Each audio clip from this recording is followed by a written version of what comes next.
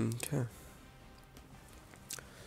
What's happening, guys? This is Monster Champion. We're here today looking at the Blitz Challenge series, and the first Blitz that I'm going to cover that I seen that I wanted to do that was actually a little bit unique. Again, the point of this series isn't really to recreate the wheel. Pretty much everybody knows how to get heat out of the 4-3 stack, so I probably won't do anything out of that formation. Likewise with like a nickel strong or even a nickel normal. There's a lot of stuff you can find online, and there may be stuff you can find in the stuff I'm going to cover, but I really don't want to go over the most common stuff, more or less aiming for a little bit more unique things. So first one we're going to look at is posted by Dylan Chabala. I think that's how you say it. He's the 4-3 playbook 4-4 formation. A couple people use that, a couple tournament players. Really good formation, a lot of good things you can do from it. I know Nick uses it. If you don't know Nick, VG Raven Maniac, he's got a lot of stuff from there. He actually, I think, has an ebook from there, but go ahead and look at that. And then the next one I want to look at is, it was in the cover 2 dime flat. I'm trying to see who posted it. SMD 4LS, the cover 2 playbook dime flat formation. So go ahead and look at both of those. Probably break it into 2 videos. Not sure how long it's going to take me to find a setup that I like. Again, guys, be sure to post a play as well, because, you know, obviously if you pick like Engage 8 or something, it's going to bring some sort of heat. But be sure to pick the play and formation. I will leave the video, the original video, because that's the video I'm going to look at to find the blitzes that we want to break down. Just check that out and post in there, and be sure to thumbs up anything that you really want to see, because that's the only way I'm going to be able to prioritize which plays and things we're going to do first. So just going to go ahead and look at the 4-4.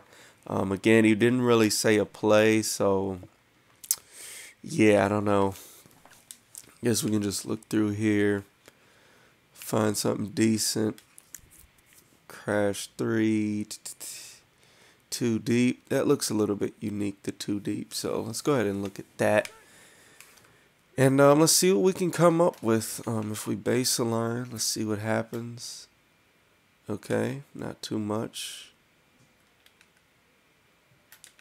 It's a little bit of movement there. Shift the linebackers left. So that's kind of one of the things I like to do is when I first look at a formation, you know, kind of base align and see what it just looks like under the ideal situation where guys go,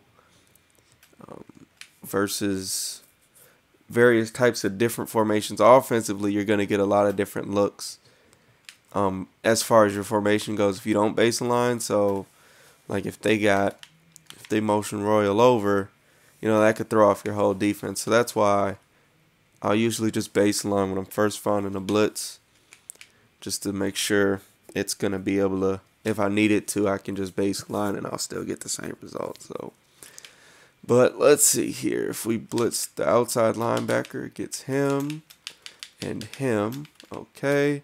And if we blitz all of them, then these 4 guys. So these are our 4 linemen, 4 linebackers right here. Cheney, Ryans, Matthews, and Kendricks. And then these guys, of course, are the 4 linemen. Let's go ahead and reset the play. Alrighty, so it's looking like we'll be able to get some decent edge pressure pretty easily. I'm going to see if we can get it here. Nope. Alright, so I'm going to have to tweak that a little bit. Go ahead and see if it works from the left side. I doubt that it will, but sometimes it works out that way. Nope. Alrighty. So, gonna keep it moving on. Should be able to get some decent edge pressure. Here, maybe. Maybe get some right side heat. Alright, a little bit of right B gap.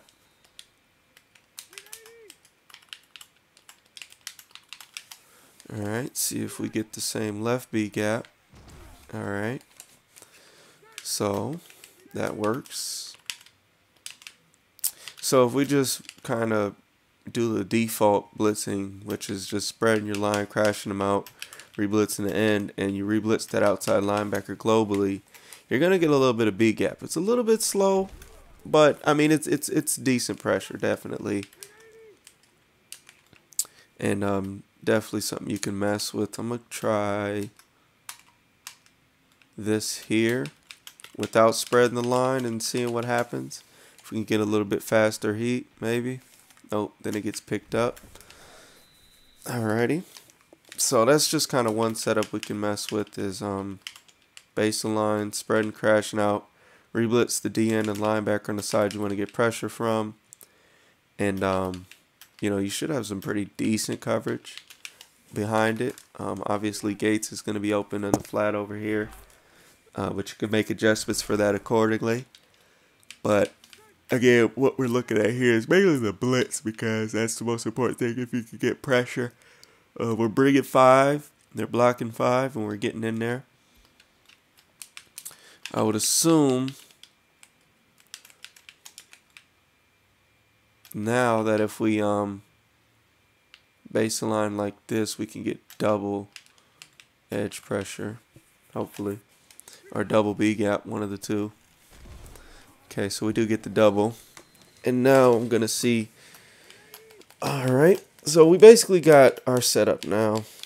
It's just a matter of setting it up somewhat like this. So if they block Gates, we should still hopefully get the left side pressure.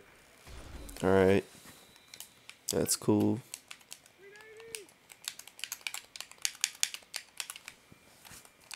And then if they block Matthews, we should hopefully get the right side B gap, and we do. And this time, what I want to see is if I don't re-blitz this defensive end, what's going to happen. Just kind of want to look at it and see. Alright, so that's kind of dope. So that kind of eliminates a step, and those are the kind of small details you got to look at when you're making a blitz. Can you afford to not re-blitz him? Because if I don't re-blitz him, you know, I have probably an additional second that I can do, maybe a different adjustment with another player, something like that, or whatever you're gonna do.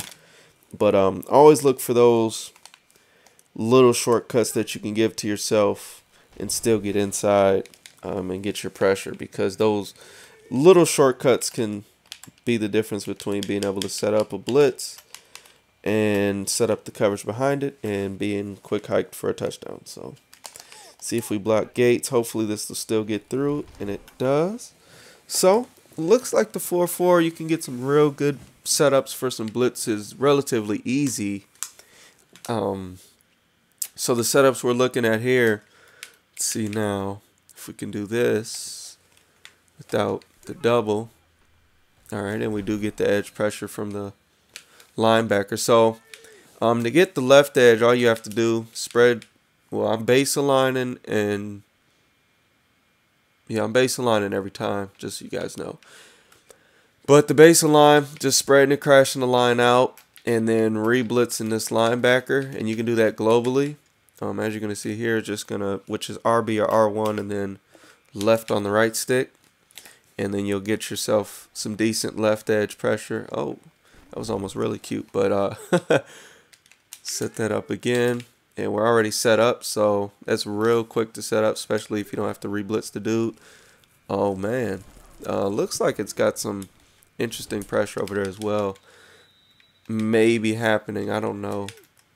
Let's see that again, because it looks like almost we're getting B gap from that defensive end, which would be amazing, but yeah, this is more ideal what we wanted. So if we want the right side, you're going to have to re-blitz this linebacker, which is right on the right stick after you hit RB or R1, and then re-blitz this defensive end that's on the right side. So these two guys get re-blitzed, and we should get some decent right edge pressure. Of course, if they slide protect, that's going to pick either one of those up. So if they slide left, it should pick up our left side. Yep. And likewise, if they slide protect right, it's going to pick up this side, which is why you need to be able to bring it from both sides, because if you're just too predictable, oh, this might not get picked up from slide protection. So It's even better actually if your blitz doesn't get picked up from slide protection, which actually I'm starting to, since it's a similar concept to the 4-3 stack, I actually don't think sliding right will pick up the right side. And with that theory in mind, if I reblitz this defensive end, slide protecting left, if my theory is right, shouldn't pick this up either.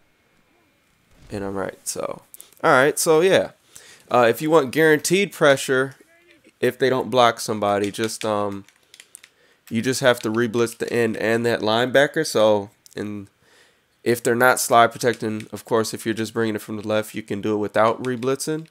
But if they're slide protecting to the left or something, then you can reblitz that DN. And even if they slide protect, that linebacker's still going to come around. So that's pretty nice, actually. So definitely a good blitz coming from the 4-4. Hopefully you guys enjoyed this setup. And, you know, now we're going to go ahead and look at the dime flat. And I'll just separate the video since we're already at 11 minutes. Hopefully you guys enjoyed this. And again, be sure to subscribe for more and leave a thumbs up. And if you want to see certain plays and formations, just post it on that video in the description. And if you see something in the comments that you like, thumbs it up.